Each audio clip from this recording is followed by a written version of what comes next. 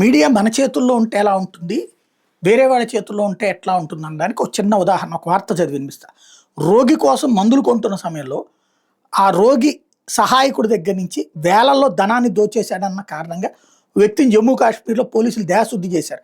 ఆపై పోలీసు వాహనం బానెట్ మీద కూర్చోబెట్టి అతడి చేతులు కట్టేసి, మెడలో చెప్పుల దండ వేసి ఊరేగించారు.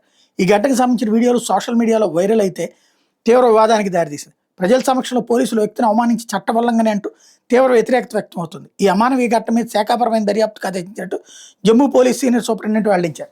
అయితే నిందితుడు ఇటీవలే పట్టుబడిన ఓ పేరు మోసిన ముఠాలో సభ్యుడని పోలీసులు చెప్పారు. కొద్ది రోజుల క్రితం ఓ రోగి కోసం మందులు కొంటున్న వ్యక్తి నుంచి నిందితుడు 40,000 తస్కరించి పరారయ్యాడు. తాజాగా నిందితుడిని ఓ ఆసుపత్రి పరిసరాల్లో చూసిన బాధితుడు అతన్ని వెంబడించాడు. ఈ క్రమంలో నిందితుడు ఆ వ్యక్తి మీద కత్తితో దాడి చేసి తీవ్రంగా గాయపరిచాడు. ఈ ప్రాంతంలో గస్తీ కాస్తున్న పోలీసులు అతన్ని పట్టుకుని చెప్పుల దండ వేసి ఊరేగించారు. ఇది వాడు దుర్మార్గుడు, వాడు ఇదని చెప్పి రాసుకొస్తూ ఏమని చెప్తున్నారు? అన్యాయంగా అన్నటువంటి కోణాన్ని టచ్ చేస్తున్నారు. అదే మొన్న తెనాలి దానికి ఏమన్నారు?